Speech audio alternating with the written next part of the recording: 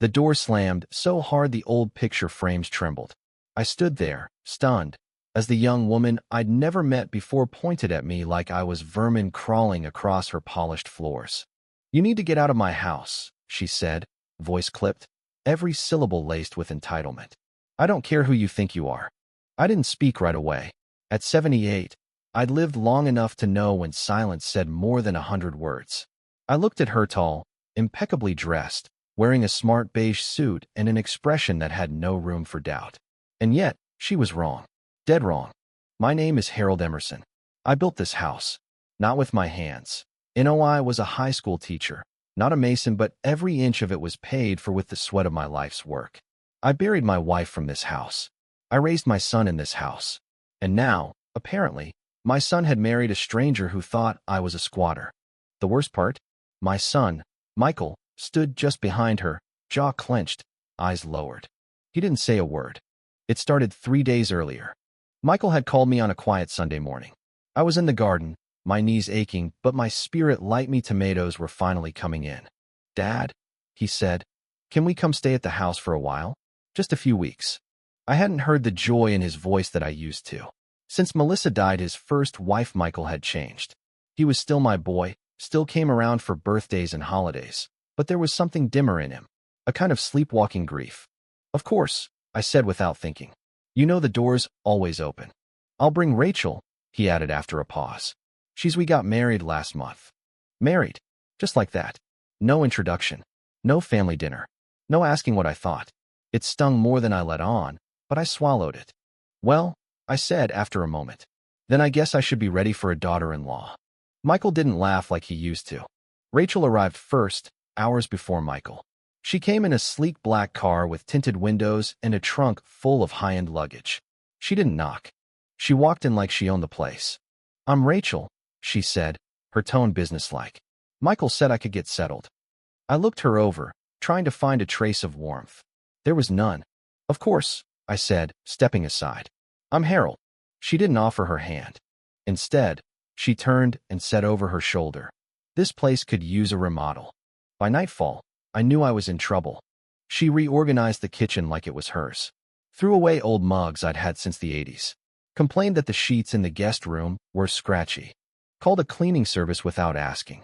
By the time Michael arrived, she had fully claimed the space. He kissed her on the cheek, nodded to me, and mumbled something about a long drive. But I saw the way his shoulders dropped when she looked at him like he was walking into a performance and had forgotten his lines. I kept quiet. I tried. Until Tuesday morning. I came downstairs to find Rachel standing in the living room, phone in hand, eyebrows raised in fury.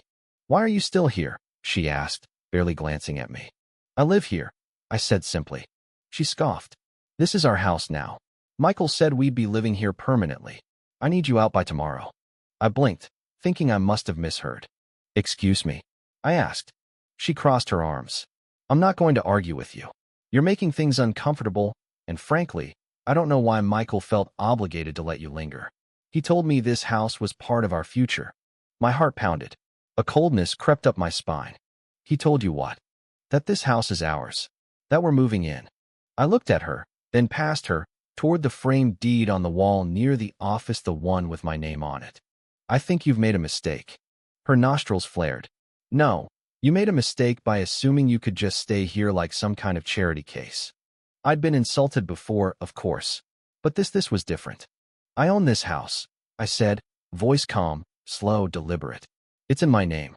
Michael never signed anything. I never sold it. I never transferred the deed." She stared at me, unmoved. "That's impossible," she snapped. "Michael said." Then Michael lied. Her cheeks flushed. She didn't respond. She stormed into the hallway and slammed the bedroom door.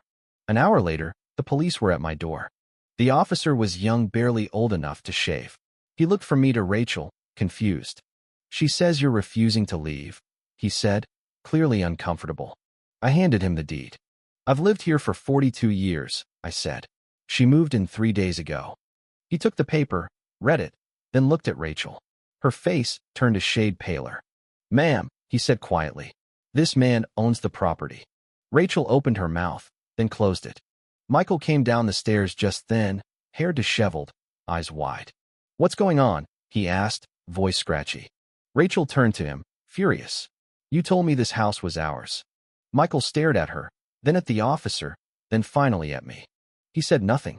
The police left soon after, awkwardly apologizing for the misunderstanding. Rachel stormed upstairs, slamming the door again. Michael remained in the hallway, looking like a ghost of himself. You let her believe it, I said quietly. He didn't deny it. I just wanted peace, he muttered. After Melissa, after everything, I thought this would be easier. Easier than telling the truth. He sank onto the steps, head in his hands. She's not like Melissa, he whispered. No, she wasn't. Melissa had been kindness wrapped in a laugh, warmth in the shape of a woman. Rachel was cold steel. That night, I sat on the porch, watching the stars. The air was cool, the cicadas loud. Michael came out, wrapped in a hoodie like a teenager again. I'm sorry, he said finally. I know. I should have told her. I should have told you. You should have, I said, not unkindly. He looked out over the lawn. She wants me to convince you to sign it over, he said after a long silence. I didn't answer. I think she only married me for the house. I turned to him then, really looked at him. And for the first time in a long while, I didn't see Imani saw a boy again. My boy. Lost. She doesn't love me, Dad. I know. He choked back a sound somewhere between a laugh and a sob. I don't know what to do. You do, I said gently. You just don't want to do it. The next morning, Rachel was gone. She didn't leave a note. Just took her suitcases and vanished. Michael watched her drive off in silence, hands shoved deep in his pockets. He stayed another 2 days, ate my soup, helped fix the screen door. We didn't talk much. But when he left, he hugged me tighter than he had in years. The house was quiet again. After days of tension thick enough to cut with a knife, I finally had my space back. But it didn't feel the same. The silence was heavier this time. I walked through each room slowly, noticing the way Rachel had shifted things, throw pillows rearranged, old family photos placed in drawers, one of my favorite books mysteriously missing from the coffee table. Her presence lingered like smoke, invisible but stifling. Michael had left early that morning.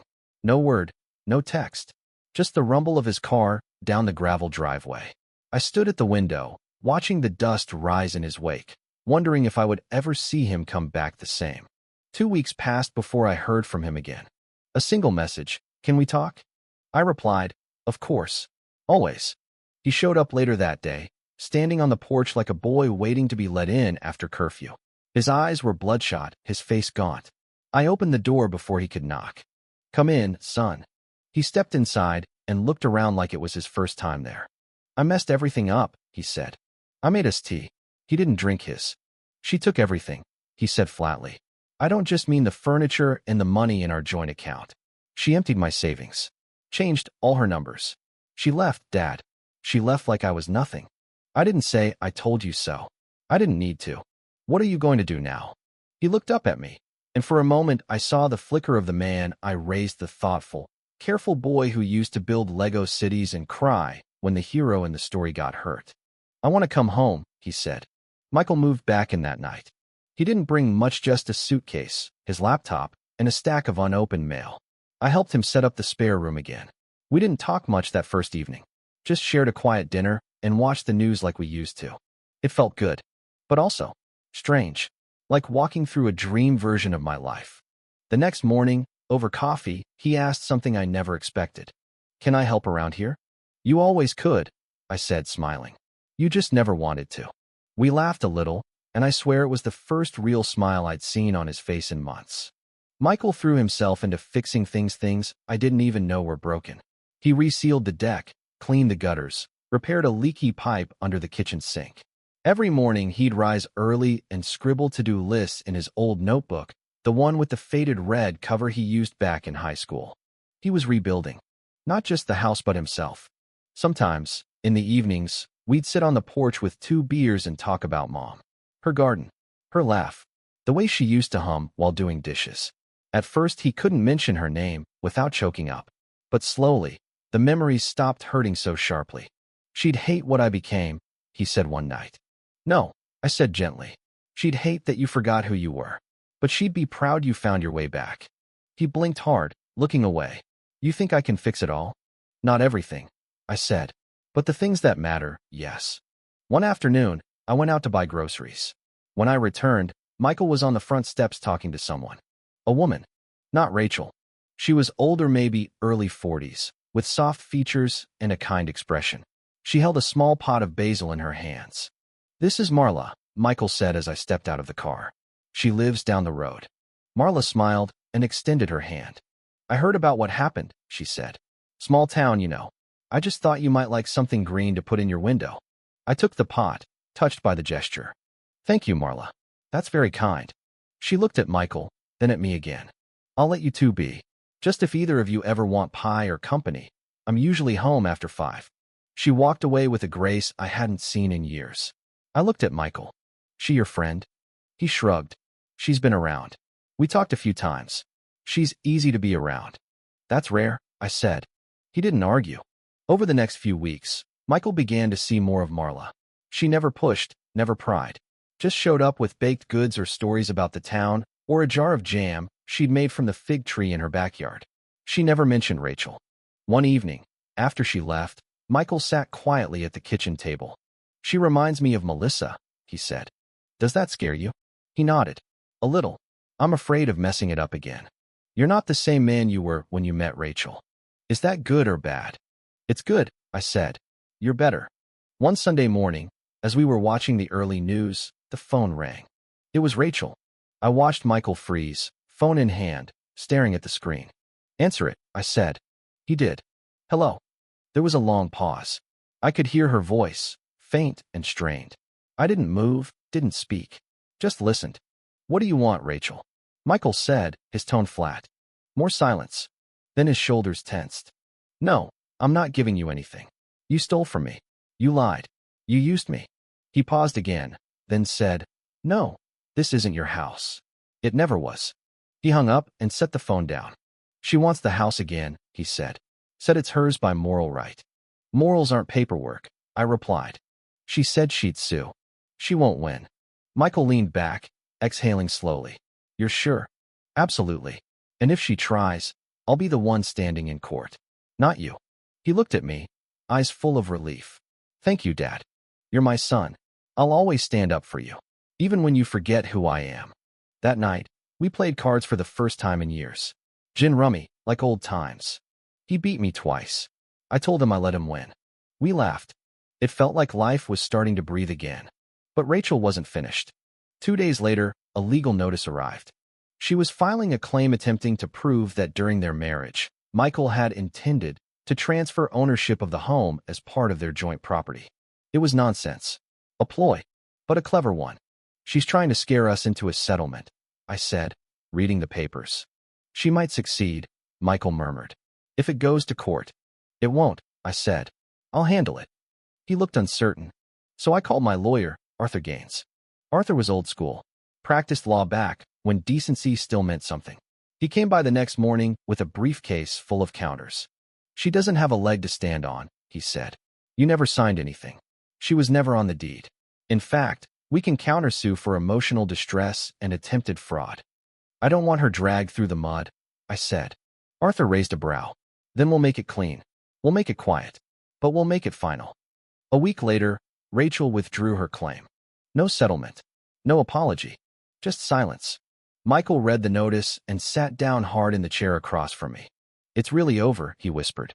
I nodded. "Yes, it is." A few days later, we hosted a small dinner. Just Michael, Marla, and me. She brought peach cobbler. He made roasted chicken. I poured the wine. As we sat around the table, the sun dipped low, painting the sky in gold and orange. Michael raised his glass. "To second chances," he said. Marla smiled. I raised mine too. To coming home. The house grew livelier over the next few weeks.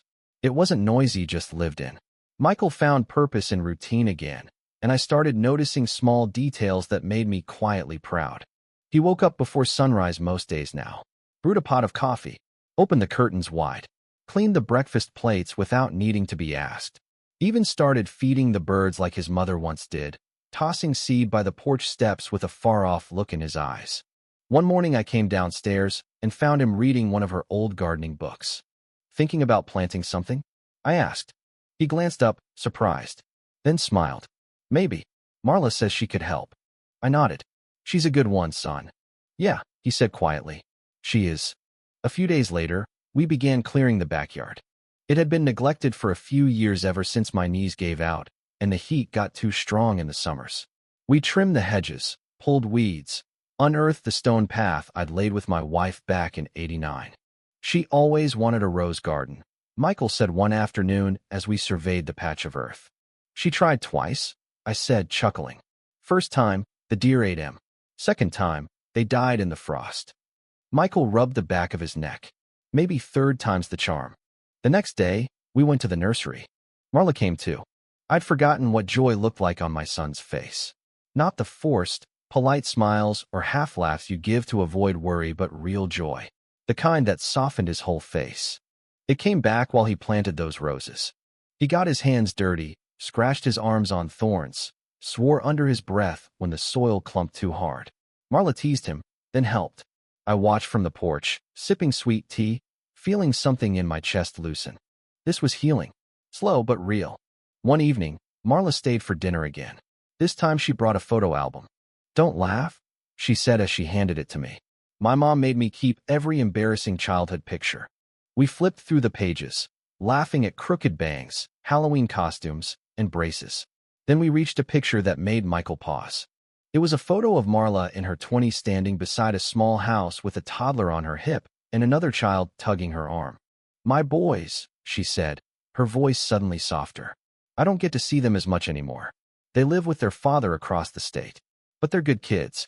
Real good. Michael looked at her for a long time. I didn't know you had children. I wasn't sure it mattered yet, she replied, not defensive, just honest. He nodded slowly. It does. It does matter. She smiled. Not shyly, but like she knew she'd been seen and accepted. Later, after she left, Michael and I sat in the den. I like her, I said. I do too. She's not looking for anything from you. I know. You sure you're ready? He didn't answer right away. But then he said, I think I'm finally becoming someone worthy of love again. That hit me hard, because I knew how it felt to believe you'd lost that part of yourself forever. She's lucky, I said quietly, to have you now. One afternoon, I received a letter in the mail handwritten, with no return address. I opened it slowly. My hands trembled before I even knew why. Inside were only 2 pages. The first was a note. Short. Blunt. Harold. I'm sorry. Rachel. The second was a photograph. Of her. And her mother. In what looked like a hospital room. The woman in the bed was pale, thin, wrapped in a shawl. On the back, Rachel had scrawled. She died 3 months ago. I wasn't thinking clearly. I needed security, and I thought your house could be that. I see now what I did. I hurt your son. I hurt you. You don't have to forgive me. I just didn't want to disappear without saying it. I folded the letter and sat with it in my lap for a long time. I didn't show it to Michael right away. I wasn't sure if I ever would. Some wounds don't need reopening. But life moved on. That summer, the roses bloomed soft pink and golden yellow. Michael built a bench beside them, out of reclaimed wood from the old barn. Marla painted it a pale blue. We all sat there one evening, under the dusk light, watching fireflies blink through the yard. Michael reached over and took her hand. She didn't flinch, didn't hesitate. She just held on. And something settled in the air, an unspoken understanding. That love, real love, isn't something you demand. It's something you earn, something you rebuild. One root, one petal at a time. The house is quieter now, but in a different way. Not empty, just peaceful. Michael still lives with me. For now. But I know he won't stay forever. He and Marla have been talking about finding a place of their own. Not far. Maybe just down the road. She wants a garden, and he wants a workshop. I told them I'd help build both. They asked me to move in with them when the time comes. I said we'll see. Last week, Michael came into the kitchen, holding something behind his back. Close your eyes, he said. I raised an eyebrow. If it's a prank, remember I've got a bad heart. He chuckled. Just trust me. I closed them. When I opened them again, he was holding a frame. Inside was the deed to the house. Signed. Over to my name and his. Joint ownership, he said. Not because I want to take it, but because I want to share it. With you. Always. I swallowed the lump in my throat. You didn't have to. I wanted to. And that's the real ending, isn't it? Not the police at the door. Not the angry words. Not the betrayal or bitterness. But this. A shared deed. A healed son. a garden blooming again after the long winter. Fall arrived gently, and with it, a new rhythm. The leaves turned a brilliant gold and amber, and the house seemed to breathe easier in the cooler air. Michael had taken on the habit of waking up early to read on the porch, a mug of strong black coffee in hand. He was quieter now, but not withdrawn, more like he'd found comfort in stillness. A kind of internal peace. Marla came by more often, and it didn't take long before her overnight bag became a regular sight in the hallway. She never imposed. She always knocked, even when the door was already open, and she never acted as though she deserved anything. I appreciated that more than she probably knew. One crisp Saturday morning, Michael came into the kitchen holding 2 apples in his hands, freshly picked from the tree in the yard. "We should bake something," he said. I laughed. "You baking? Okay, we should bake something. Marla's coming by this afternoon." It became a kind of ritualist in the kitchen, fumbling through old recipes his mother used to make. Her apple pie was legendary in our small town. I hadn't tasted it in years, and as we rolled out dough and measured cinnamon, I found myself humming, just like she used to. "You miss her, don't you?" Michael said quietly, watching me. "Every day," I replied. "But I don't ache like I used to." He nodded. "I think I finally get that." That evening, after the pie had cooled and laughter had filled the house, I found myself alone in the living room, staring at the fire. Michael and Marla had gone for a walk. I could hear the sound of leaves crunching outside, muffled by the window panes. I glanced toward the shelf. The letter Rachel had written still sat inside the drawer, unread by Michael. I reached for it, held it, then placed it back again. Some truths are like broken glass, they hurt more when picked up again. And Michael was finally healing. I wouldn't risk reopening that wound. Not now. The holidays approached, and for the first time in years, I didn't dread them. We decorated the house modestly. A wreath on the front door, candles in the windows. Marla brought over a small artificial tree with handmade ornaments, each labeled with the name of one of her boys. "They won't be here this year," she said, placing the last ornament carefully. "But they said to tell you thanks for letting me be here." "You're always welcome here," I said. She smiled warmly. "Thank you, Harold." For Christmas dinner, Michael cooked most of the meal himself. I helped where I could, but he insisted I relax. We sat around the table, the 3 of us, and toasted with cider. "To new beginnings," Marla said. "To old foundations," I added. Michael raised his glass. "And to the home that gave me both." In early January, a real estate agent came by. Not from for Michael and Marla. They had found a small property not far down the road, a modest fixer-upper with land for a garden, a garage Michael dreamed of turning into a workshop, and a big window facing the east for Marla's plants. They didn't ask for my opinion. They asked for my help. "Do you think it's smart?" Michael said as we walked the overgrown path to the back shed.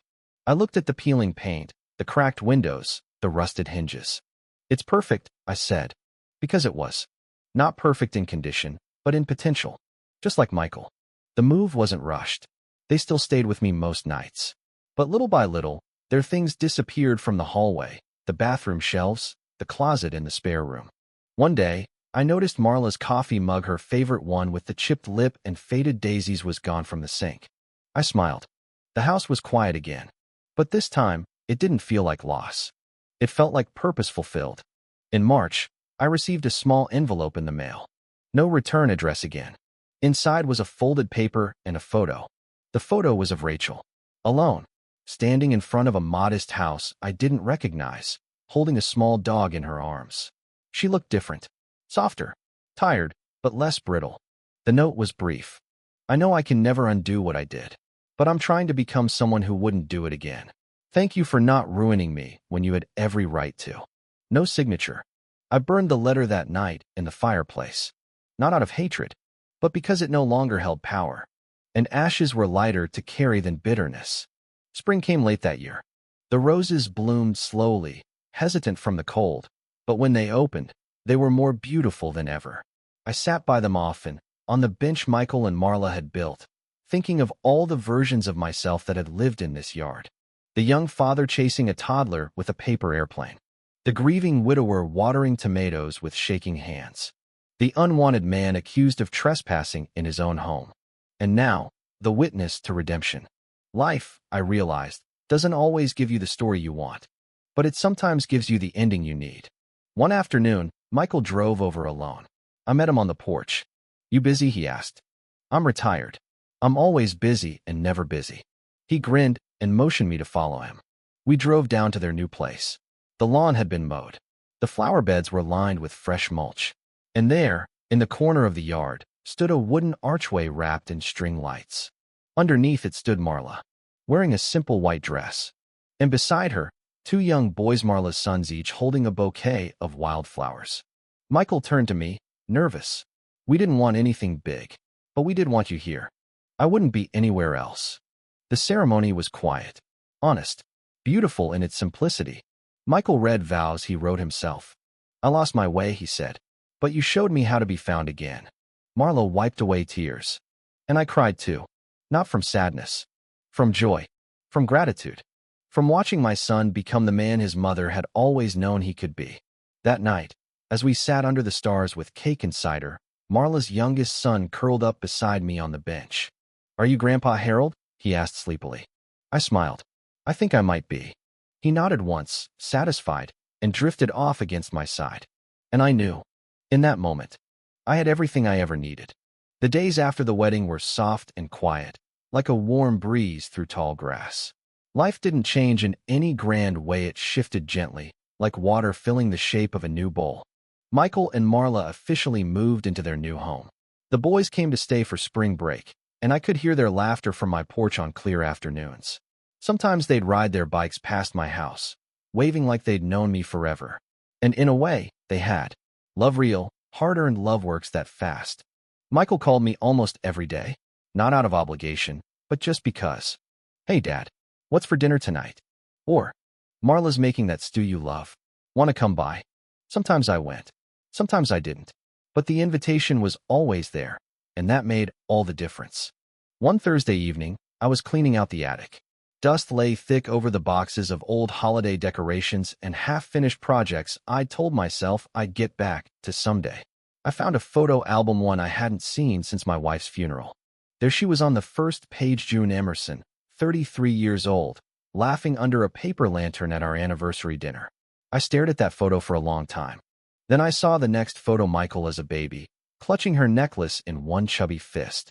And then a series of photos over the years. Birthdays, scraped knees, piano recitals, the proud smile on Michael's face the day he bought his first car. Melissa beside him, both of them too young and too in love to realize how fragile life could be. I closed the album and held it against my chest. I hope you see us, I whispered into the rafters. Because I think you'd be proud. A few days later, I decided to do something I'd put off for too long. I called the lawyer. Arthur, I said, I want to revise my will. He came by with his leather folder and pen, still old-fashioned in all the best ways. I'm leaving the house to Michael and Marla, I told him. Fully. No conditions. Arthur looked over his glasses. You sure? I'm sure. And the rest? I handed him a list.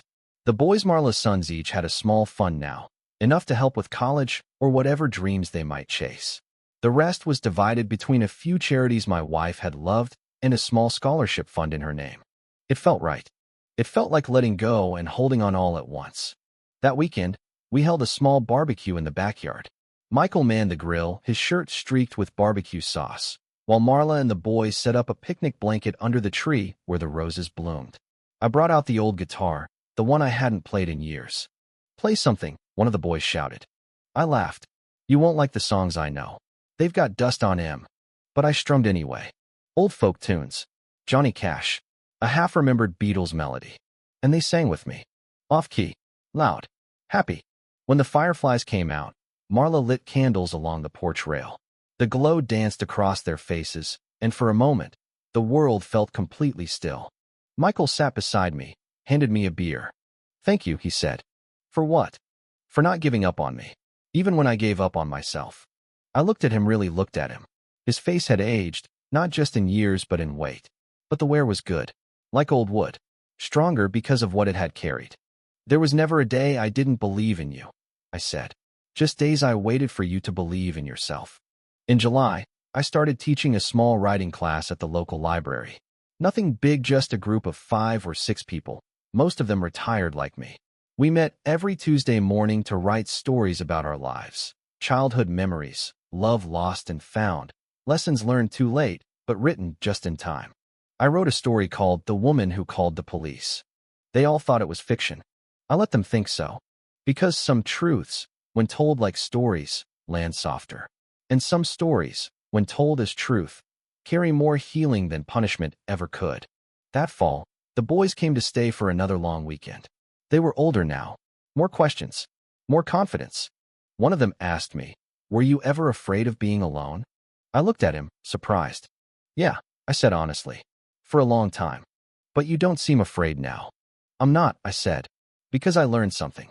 "What?" "That being alone doesn't mean being unloved. And being loved doesn't always look the way you expect." He thought about that for a while. Then he said, "I think I want to be like you when I'm old." I smiled. "Just be kind.